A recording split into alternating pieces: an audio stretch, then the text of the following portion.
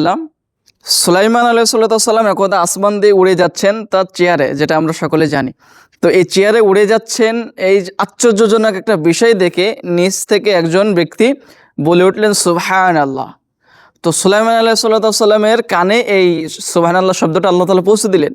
সুলাইমান আলাইহিসসালাম এই আল্লাহ শুকরিয়াকারী বান্দার দিকে সাথে সাথে তার চেয়ারটা নামিয়ে আনলেন, যেটা আমরা বর্তমান এরোপ্লেন বিমানের মাধ্যমে চলাফেরা করি, কিন্তু আল্লাহ তাআলা সুলাইমান আলাইহিসসালামের এমন মর্যাদা শক্তি দিয়েছিলেন যে তিনি কাঠের চেয়ারে আসমানে বিচরণ করতেন।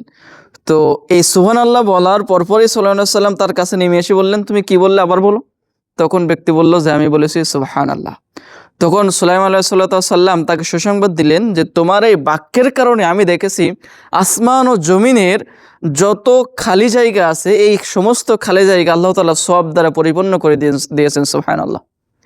তো এই জন্য আল্লাহ রাব্বুল আলামিনের শুকরিয়ার সবথেকে বড় মাধ্যম বা উচ্চ পর্যায়ের বাক্য যেগুলো আছে, আলহামদুলিল্লাহ, সুবহানাল্লাহ, আল্লাহু আকবার, আপনি কিছুই না জানেন, অন্তত এই বাক্যগুলো আল্লাহর সন্তুষ্টির উদ্দেশ্যে, আল্লাহর শুকরিয়া আদায়ের উদ্দেশ্যে পড়তে থাকুন।